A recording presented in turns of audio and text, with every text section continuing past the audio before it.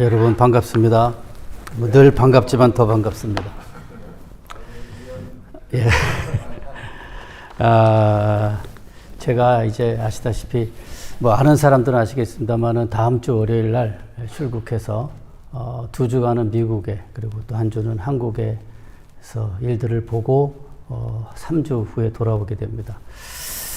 그래서 이제 또 이런 또 기회를 가져서 여러분하고 또 하나님 말씀을 함께 나눌 수 있는 또 기회를 갖게 되어서 진심으로 감사합니다. 다녀오는 동안에 여러분들 좀 많이 기도해 주셔서 가서 또 가족들을 만나고 하는 일들을 잘 진행될 수 있도록 기도로 도와주시면 감사하겠습니다. 자, 오늘은 여러분들이 읽기 잘하는 말씀인데 누가복음 17장 말씀을 근거로 해서 하나님의 나라의 현재와 미래, 하나님의 나라의 현재와 미래. 하나님의 나라 하면 대개 우리는 이제 천국을 얘기하잖아요. 천국. 근데 천국이란 말은 여러분 아시는 대로 마태복음밖에 안 나와요. 신약 성경 저자 가운데 마태밖에 쓰지 않아요. 다른 복음서 기자들은 전부 다 하나님의 나라를 써요. 마태가 그렇게 하나님 나라 대신에 물론 마태복음에도 4번 나옵니다. 4번만. 그 나머지는 전부 다 천국으로 바꿨는데 그렇게 쓴 이유는 마태복음의 주 독자가 유대인들이고 유대인들은 하나님이라는 이름을 부르기를 상당히 두려워했어요. 경외심이 있어서. 그래서 유대인들의 어떤 종교적인 정서 그것이 반영이 돼서 이제 하나님 대신에 하나님이 계신 하늘로 바꾼 거예요. 게다가 또 더 특별한 것은 뭐냐면은 그 하나님의 나라 할 때 그 나라가 영어나 우리말이나 다 단수로 되어 있잖아요. 그러나 원문에는 복수로 되어 있어요. 왜? 유대인들은 하늘이 하나가 아니거든. 여러 개거든. 나라.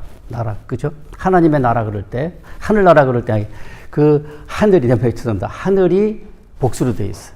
그러니까 하늘들의 나라죠. 그러나 어느 성경에도 그걸 하늘들이라고 번역하지 않잖아요?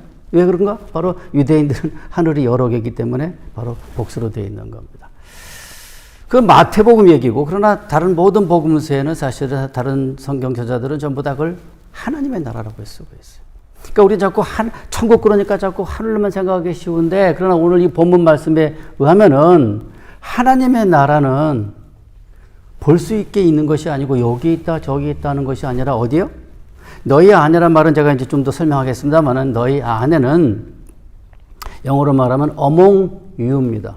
너희들 가운데에 있다 그런 뜻이에요.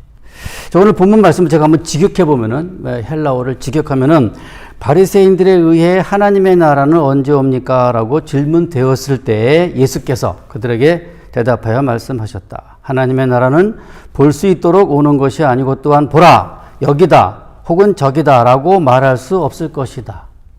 왜냐하면 하나님의 나라는 너희들 중에 있기 때문이다. 여기서 볼 수 있게 라는 말이 있죠. 이 볼 수 있게 라는 말은 사실은 관찰하기 어려운 observation, 관찰하기 어려운 라는 뜻이고 너희 안에는 아까 말한 것처럼 너희들 가운데라는 뜻입니다.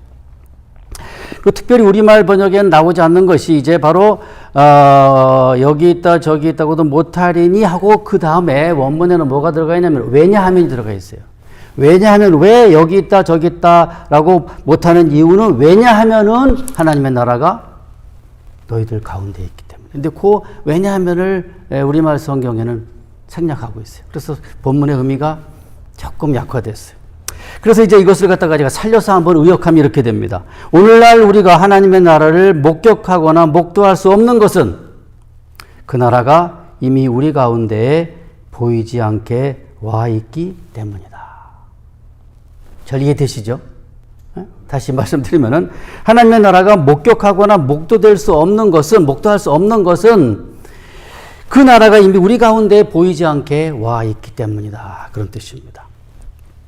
여기서 원문에는 이제 그걸 현재형으로 되어 있는데 헬라어의 현재형은 현재 진행의 의미가 있어요. 그 말은 뭐냐면은 즉 하나님의 나라는 지금 우리 가운데에서 진행 중이라는 뜻입니다.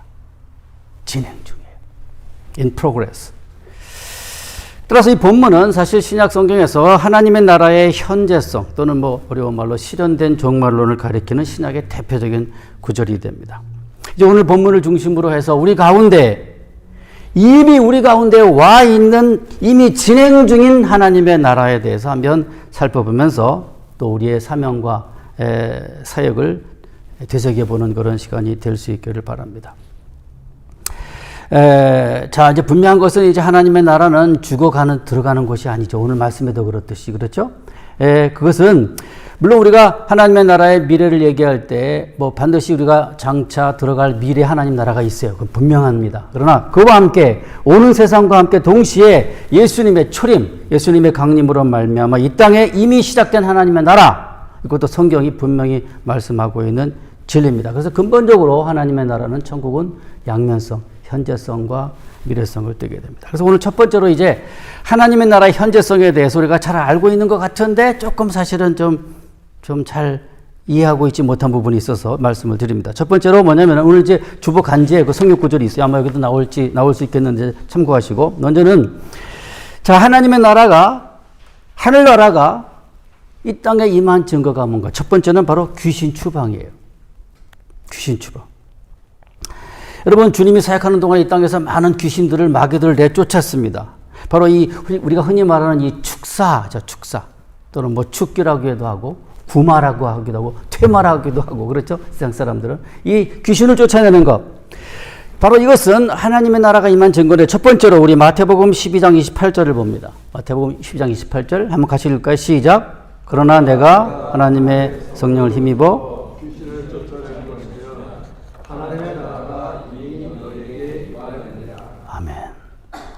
내가 성령의 능력으로 또는 누가복음에 하나님의 손으로 귀신을 쫓아내면 바로 이것은 무엇을 의미하는가? 바로 하나님의 나라가 지금 우리 가운데 이미 임했다는 사실을 성경 그렇게 익숙해서 말씀하셨어요. 자, 그러면 이제 이 말씀에 의하면은 동시에 이제 이 귀신이 쫓겨난다는 것이 무슨 의미가 있는가 하면은 이 귀신이 쫓겨난다는 것이 어떤 의미가 있냐면 귀신은 사실은요, 성경에 가면은 이 세상의 신이었어요. God of this world. 그리고 또한 이제 세상 권세 잡은 자고 공중 권세 잡은 자인데, 먼저 우리 고린도후서 4장 4절을 또 읽겠습니다. 자, 시작. 그 중에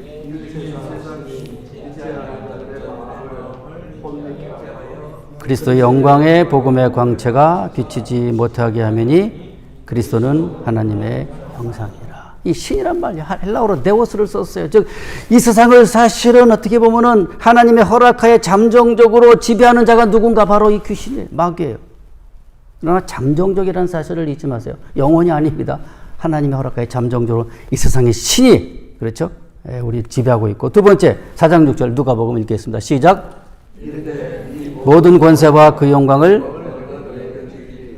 이것은 내게 넘겨준 것이므로 나의 원하는 자에게 주노라. 그러니까 예수님이 이 광야 시험에서 네가 나한테 절하면은 내가 이 권세 주겠다. 왜? 이 모든 권세가 내게 주어진 것이다. 역시 잠정적으로. 세상 권세를 잡은 자, 바로 이게 마귀예요. 귀신이에요.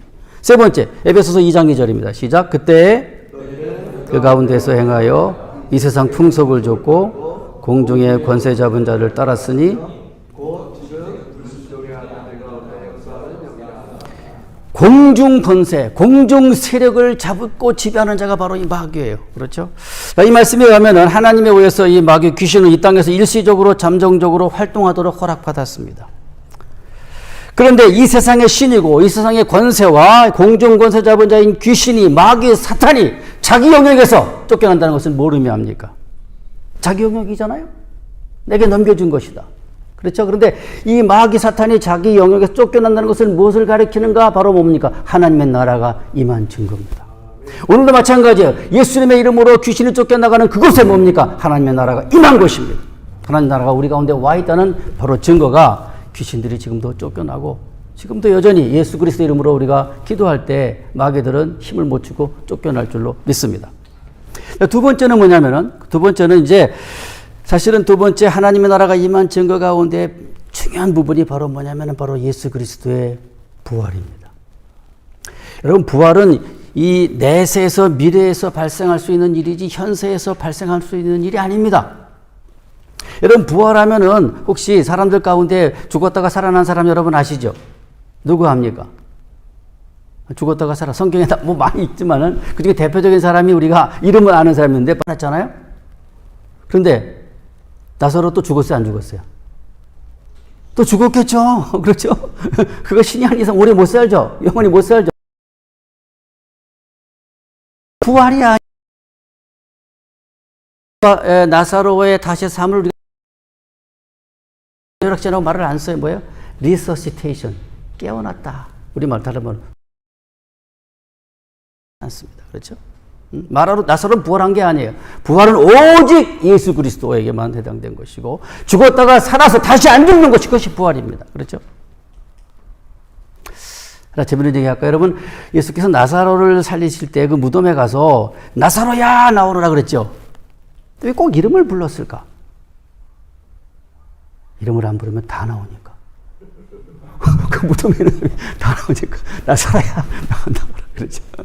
어쨌든 나사로는 물론 다시 살긴 했습니다만 다시 죽었기 때문에 그는 부활한 것이 아니고 부활은 인류 역사상 오직 한 번 발생했습니다. 예수 그리스도의 부활이 바로 그것입니다. 여러분 고린도전서 15장 20절 볼까요? 자, 시작. 그러나 이제 그리스도께서 죽은 자 가운데서 다시 살아 잠자는 자들의 첫 열매가 되셨도다. 여러분 첫 열매 first fruit 파르케란 말인데 이게 무슨 말이냐면은 여러분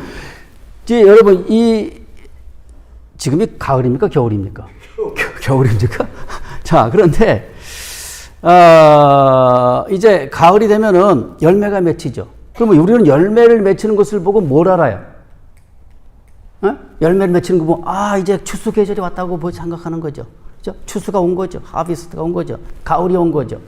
자, 여러분 이 말은 뭐냐면 이제 한번 첫 열매가 맺히면 계속 열매가 맺히겠죠. 바로 그거예요. 즉 예수께서 죽었다가 다시 살아났다는 것은 이제 뭡니까? 우리가 앞으로 그런 부활이 계속 있을 것을 이미 보여주신 것이죠. 부활은 내세일이에요. 현재 그 누구도 죽었다가 살아서 다시 안 죽죠. 다 죽어요. 그러나 예수께서만 뭡니까? 죽었다가 살아서 다시 안 죽는 것이고, 그래서 이제 잠자는 자들의 우리 모든 인생들의 부활의 첫 열매가 되신 것입니다. 우리도 언젠가는 우리가 죽을 수 있겠죠. 주님 재림하기 전에. 그렇다 하더라도 뭡니까? 우리도 언젠가 우리 순서를 따라서 다시 부활할 줄로 믿습니다. 아멘 안 하시는 분들은 뭐 그랬겠죠. 우리는 죽었다가 다시 살아서 다시 주님과 함께 영원히 함께 저 하늘나라에서 주님과 함께 있을 것입니다. 즉 이 부활이야말로 한마디로 이 부활은 아담 이래로 인류에게 올무가 된 죽음의 연쇄고리를 끊어낸 사건입니다. 죽음의 연쇄고리를 끊어버린 사건이 바로 이 부활이에요. 부활은 바로 하나님의 나라가 이 땅에 우리 가운데 임한 명백한 증거가 되는 겁니다. 이 하나님의 통치는 죽은 목숨을 부활시키고 또 새 생명을 창출하는 것입니다. 세 번째는 뭐냐면은 하나님의 나라가 우리 가운데 임한 세 번째 증거는 바로 성령의 강림입니다. 여러분 성령 우리가 많이 얘기하는데 성령의 강림이 어떻게 부활과 이 하나님의 나라가 임한 증거일 수 있을까 할 수 있겠는데 여러분 원래 사실은 근본적으로 본질적으로 성령은 내세의 영입니다. 말세의 영입니다. 미래의 영입니다. 현세의 영이 아니에요. 그런데 그 내세의 영이고 미래의 영이 이미 역사 한가운데 현재 임했다는 것은 무엇을 가리키는가? 미래인 천국이 현재로 들어온 거예요. 미래가 현재로 들어온 거예요. 굉장히 중요한 사건이에요. 바로 성령이 그 증거입니다. 그래서 사도 베드로는 이제 오순절 때 선지자 요엘이 예언한 그 말세가 이미 시작되었다고 선언했어요. 즉 말세에 오기로 예정된 그 성령이 우리 가운데 임했기 때문에 이미 말세가 시작이 됐다. 세상 끝이 왔다는 거예요. 자, 사도행전 2장 17절 같이 보겠습니다. 시작.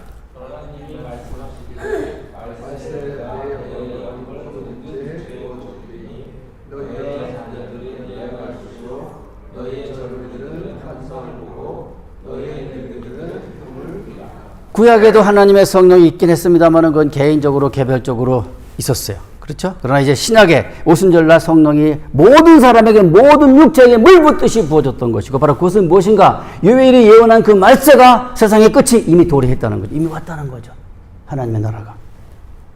그래서 이제 이 땅에 임한 하나님의 나라를 이 성령이 하나의 그 증거인데 이것을 또 사도 바울은 어떻게 표현했냐면은 보증이란 말로 성령의 강림을 설명했어요. 볼까요? 자. 고린도서 1장 22절입니다. 시작.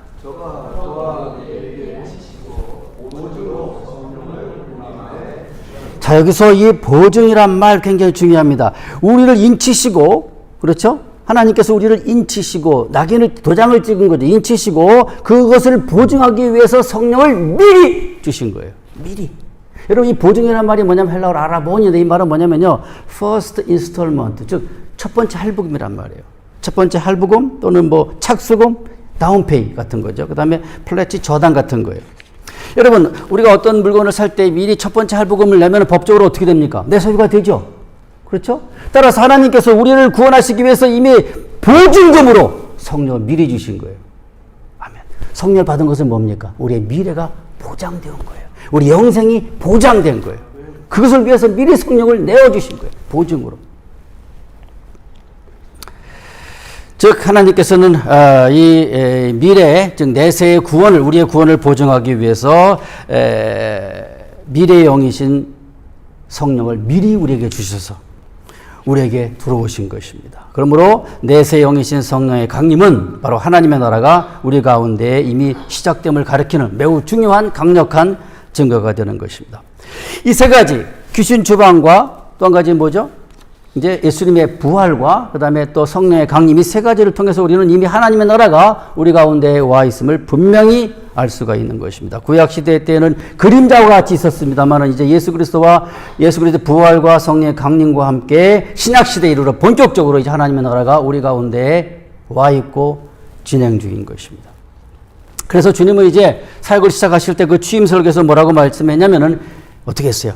취임설교에서 회개하라 천국이 가까웠다. 때가 찼고 하나님의 나라가 가까웠으니 회개하고 복음을 믿으라. 이렇게 마가복음부터 말씀했어요. 그러니까 한마디로 말해서 예수님의 첫 번째 메시지는 취임사죠. 취임사는 뭐예요? 자신의 비전과 포부를 가리키는 거죠. 거기서 첫 번째 가장 중요한 메시지가 무엇인가?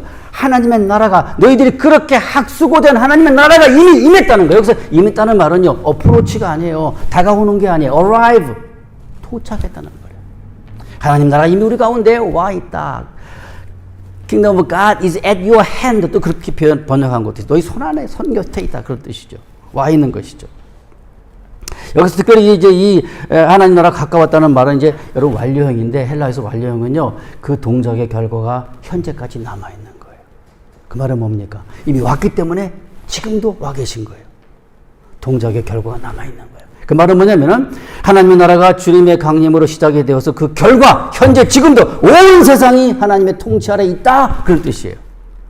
아시겠어요? 지금도 누구의 통치 아래 있어요? 하나님의 통치 가운데 이 세상은 있는 것입니다. 그러므로 이제 하나님의 나라 즉 천국은 죽어서 가는 나라가 아니라 현세에서부터 맛보고 체험할 수 있는 리얼리티 실제입니다.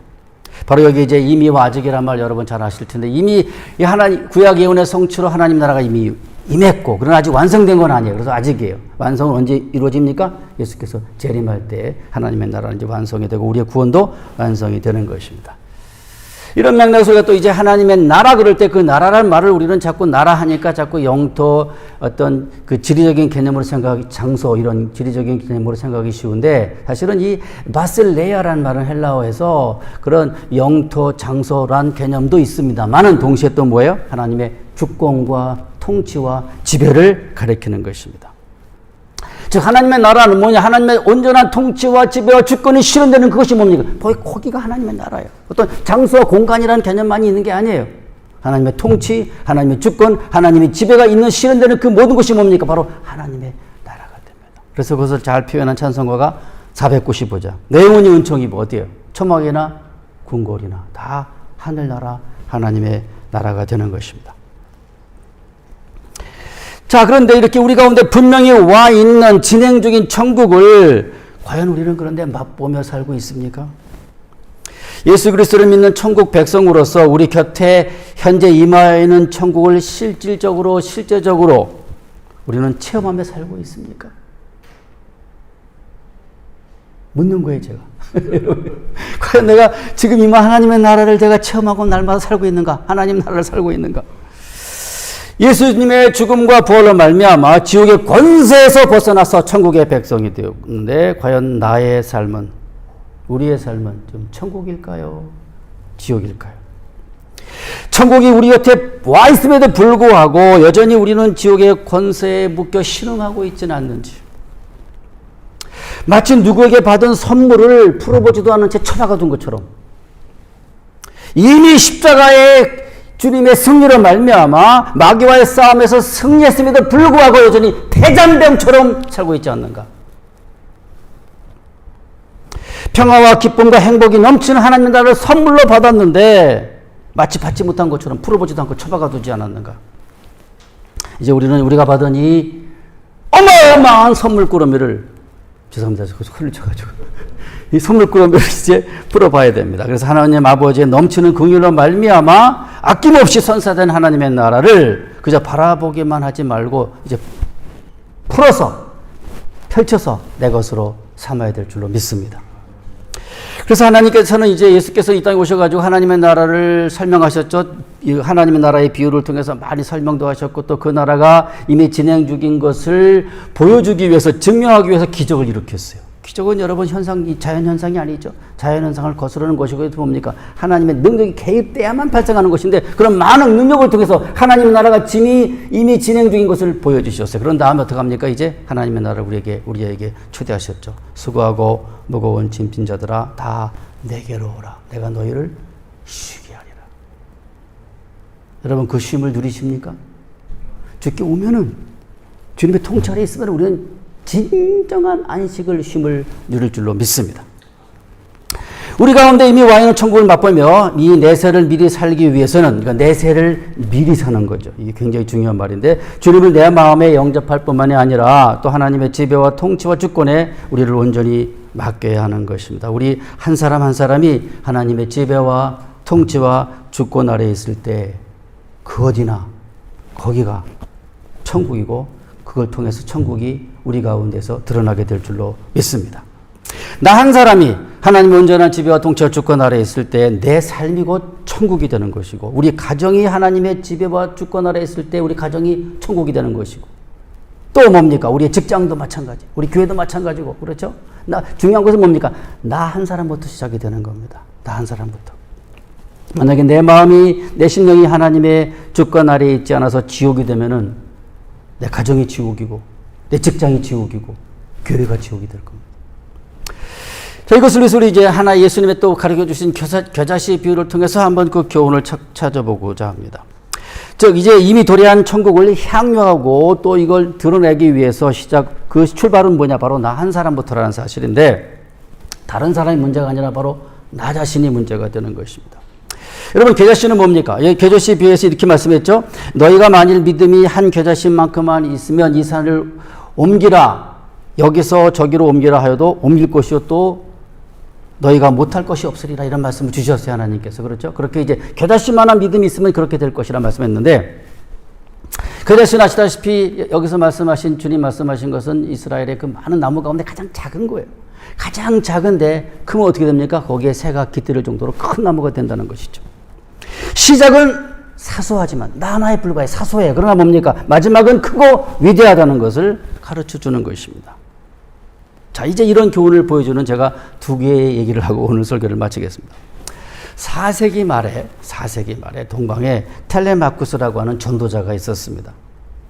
그는 세상을 등지고 광야로 들어가서 이제 한마디로 은둔 생활을 했어요. 광야에서 홀로 하나님과 교제하면서. 근데 그 은둔 생활을 하고 하나님과 교제하다가 어느 날 갑자기 큰 깨달음을 얻었습니다. 그것은 뭐냐면은 사람이 없는 광야가 그리스도인이 있어야 할 장소가 아니라는 사실을 하나님의 음성을 통해서 깨달았어요. 그리스도인이 세상을 떠나서 산속에, 지금의 이 중들처럼 산속에 있는 것이 아니라 뭐예요? 거기는 그리스도인이 있어야 될 것이 아니고 사람이 많이 모여 사는 곳이 그리스도인이 있어야 할 장소라 해서 이제 로마 시내로 내려왔어요, 광야에서. 근데 그 당시 아시다시피 이제 콘스탄틴 대제에 의해서 기독교가 국교로 선포가 됐어요, 로마에. 사실상 기독교는 그런 의미에서 명목적으로는 기독교 국가였습니다. 그래서 로마의 주말에는요, 포로로 잡아온 사람들끼리 원형 경기장에서 검투를 시키고, 우리 그런 영화 있죠, 글래디에이터 같은 거. 거기서 이제 힘에 약한 약자가 강자의 칼에 맞아서 피 흘려 죽게 되는데, 그것을 관람하는 것이 당시 4세기 때 로마 사람들의 주말의 여흥이었어요. 그죠? 원형 경기장에서 사람이 죽고 피 흘리고 죽어가는 걸 보는 것이 뭡니까? 그것이 그들의 주말의 여흥이었어요. 주말의 즐거움이었어요. 그 쾌감을 느끼고. 근데 어느 주말에 그 검투 경기장에 텔레마쿠스가 들어선 거예요. 막 이제 두 검투사가 막 이제 칼싸움을 시작하는 그 순간에 뛰어들어가지고 두 사람을 막 막는 거예요. 싸움을 못하게. 막 제지하는 거예요. 그러니까 이제 눈앞에서 펼쳐지는 그 즐거움을 기대했던 관중들이 이게 기분이 상했잖아요. 그래서 저놈 끌어내라고 막 아우성을 치니까 이제 끌어냈어요. 그랬더니 또 들어오는 거예요. 끌어내도 또 들어오고. 하다 보니까 이제 그 경기를 지휘하던 지휘관이 그 경기장에 있던 그 병사에게 명령해서 저 텔레마쿠스를 먼저 치워버려. 해쳐버려라. 해서 이제 뭡니까? 그 검객이 그 칼로 이제 텔레마쿠스를 내리쳤어요. 내리치자 이제 텔레마쿠스의 몸에서 그 피가 솟구쳐 나가면서 땅바닥에 그의 피로 아주 완전히 젖어버리고 말았습니다. 그때 갑자기 군중들은 조용해지기 시작했습니다. 그리고 그 주말의 검투 경기는 이렇게 침울하게 끝나버리고 말았습니다. 집으로 들어간 수많은 로마 시민들은 이제 갑자기 검투 경기에 나타났던 그 정체불명의 남자가 누군지에 대해서 이제 궁금해지기 시작했어요. 얼마 후 로마 시민들은 이제 그의 이름이 텔레마쿠스라는 것을 알게 되었고 그가 독실한 기독교 신자인 것도 알게 되었습니다. 그리고 그 경기장에 나타난 이유도 알게 되었는데 한마디로 말해서 사람이 사람을 죽이는 시합은 악법이고 그것을 즐거움과 쾌감으로 삼는 이 당시 로마 시민들에게 그 살인의 쾌락을 중지시키기 위해서 텔레마쿠스가 끼어들었다가 희생이 된 사실을 그들은 깨닫게 알게 되었습니다. 그래서 로마 시민과 관료들에게 큰 충격을 주었어요. 그리고 그 일 후에 얼마 후에 바로 로마 원형 경기장에서 사람이 사람을 죽이는 검투 경기는 볼 수 없게 되고 사라지게 됐어요. 그 악법은 영원히 사라지고 말았습니다. 텔레마쿠스의 행동은 한 사람의 희생에 불과했어요. 어떻게 보면은 대수롭지 않은 지극히 작은 일에 불과했습니다만 그의 희생으로 말미암아 로마는 그 이전보다 조금 더 하나님의 나라에 가까워지게 된 것이죠. 자, 그러면 이제 우리가 이 말은 뭐냐면 하나님의 나라는 뭐 위대하고 어마어마한 하나님의 나라지만 그러나 그 시작은 나 한 사람부터라는 사실. 여기서 이제 깨닫게 해주는 것이고 바로 그것이 작은 겨자씨가 주는 교훈인 줄로 생각이 됩니다. 즉 나 하나가 별것 아니고 대수롭지도 않고 능력도 지혜도 재산도 권력도 없다 할지라도 지극히 작은 나 한 사람으로부터 이 위대하고 거대한 하나님의 나라가 시작된다는 사실을 보여주고 있는 것입니다. 바다가 크고 광대하지만 그러나 그 바다도 물 한 방울부터 시작되는 겁니다. 하나님의 나라가 위대하나 그러나 그 시작은 나 한 사람부터라는 사실. 이제 두 번째 얘기로 이제 설교를 마치겠습니다. 유럽 어느 산골에서 일어난 일인데요. 이 유럽 어느 산골에 마을에 나이 많은 할아버지가 청소부로 살고 있었어요. 그분의 일은 뭐냐면 산속에 이제 하루 다니면서 매일 일어나서 뭡니까? 개울이나 개천에 쓰레기를 치우는 일이었어요. 그런데 언젠가 그 나라에 경제적 위기가 닥치자 산 아래 마을 사람들이 이제 회의를 했어요. 마을에 예산을 줄여야 되겠다. 나라 경제가 어려우니까. 그래서 이제 어디를 살까 말까 고민하다 보니까 산 위에 있는 우리도 모르는 청소부한테 매달 임금이 지불되는 거예요. 그래서 당장 해고시켜 버렸어요. 뭐 별로 중요하지 않잖아요. 당장 이제 예산이 줄어드니까. 그래서 이제 노인 청소부는 더 이상 산속 개울에 쓰레기를 치우지 않게 되었어요. 그런데 시간이 얼마쯤 지나자 산 아래 마을로 흘러가는 하천에서 냄새가 나기 시작했고 급기야 물이 썩기 시작하면서 각종 질병이 발생하기 시작한 겁니다. 그러자 이제 산 아래 마을 사람들이 모여가지고 소동을 벌이면서 도대체 뭐 때문에 이런 일이 발생했는가라고 이제 그들이 이렇게 살펴본 결과 마을로 들어오는 산 위에 물에 문제가 있다는 사실을 발견하게 됐습니다. 즉 산 위에서 썩은 물이 내려오자 마을 하천이 오염되었고 그로 인해서 각종 질병이 발생하게 되었다는 사실을 깨닫게 되었어요. 그래서 어떡합니까? 이제 다시 그 청소부는 다시 복귀됐어요. 그러자 문제가 해결이 됐어요. 어쩌면은 산 위에서 그저 하천에 쓰레기 치우는 일 별거 아닐 수 있어요. 대수롭지 않을 수도 있어요. 그러나 뭡니까? 그 조그마한 일이 그 한 사람에게 멈추지 않고 뭡니까? 그것이 마을 전체에 영향을 주는 일이었다는 것이죠. 작은 한 사람의 일에 불과한 것일지 모르겠습니다만 뭡니까? 그 한 사람의 일이 전체 마을에 영향을 준다고 하는 사실. 즉 산속의 개울을 청소하는 일은 지극히 작은 일처럼 보이지만 결국 그것은 산 아래 마을 전체가 질병에 걸릴 정도로 큰 영향을 미치게 되었던 것입니다. 지극히 작은 일에서부터 천국은 시작됩니다. 그렇다면 오늘 이제 나에게 적용할 때 내가 맡은 일이 무엇이든지 간에 그가 크든 작든 많든 적든 간에 우리의 할 일은 내게 맡겨진 비록 작은 일일지라도 지극히 작은 것에 충성하는 그런 자세가 우리에게 필요한 줄로 믿습니다. 그렇게 그 일을 맡긴 것이 사람이 아니고 하나님임을 깨닫고 내가 맡은 모든 일들에 최선을 다할 때 산 꼴마을의 청소부처럼 그분의 일로 인해서 마을 전체가 다시 회복된 것처럼 우리 한 사람 한 사람이 하나님의 주권과 통치와 지배 아래 있을 때, 즉 나로부터 하나님의 나라가 실현됐을 때 어떻게 합니까? 나를 통해서 주변의 모든 사람들에게 이 나라가 전염되는 것입니다. 좋은 영향력입니다. 근데 만약에 내가 하나님의 통치 아래 있지 않고 쓰레기를 치우지 않듯이 여전히 내가 세상 권세 아래 있고 세상 권력 아래 있고 세상 영향력 아래 있을 때 나는 부패하게 되죠. 내가 부패하면 내 가정도 부패해요. 직장도 부패하고 내가 모두 만난 사람에게 그 부패가 전염이 돼요. 그게 우리가 팬데믹에서 엄청나게 겪었지 않습니까? 따라서 하나님의 나라는 크고 어마어마하고 큰 나라긴 하지만 뭡니까? 그 하나님의 나라는 바로 작은 나라부터 시작이 된 겁니다. 따라합시다. 하나님의 나라는 나로부터. 하나님의 나라의 현주소는 나다. 이력서 쓸 때 여러분 현주소 쓰죠? 하나님의 나라가 현주소가 어딘지 아십니까? 바로 우리 한 사람 한 사람이에요. 기도합시다.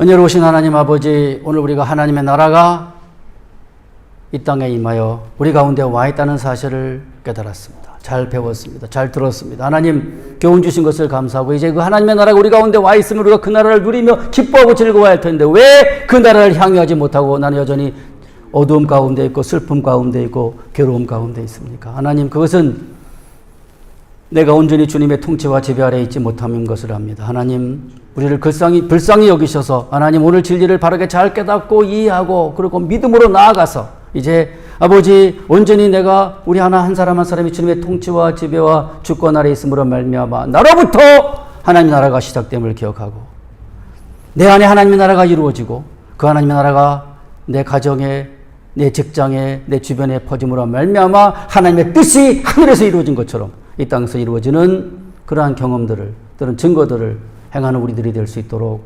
도와주시옵소서. 또 그런 일에 선봉장이 되는 제자교회가 되게 하여 주시옵소서. 사랑하는 예수님 이름으로 기도합나이다. 아멘.